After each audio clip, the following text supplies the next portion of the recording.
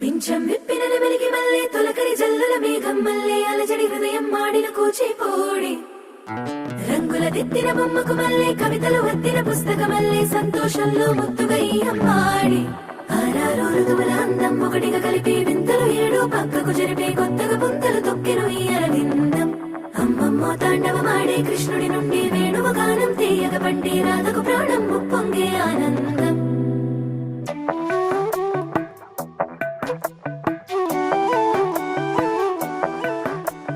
మధురము కదా ప్రతొక నడక నీతో కలిసేలా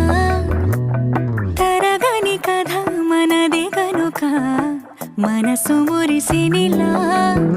ఉసురేమో నాదై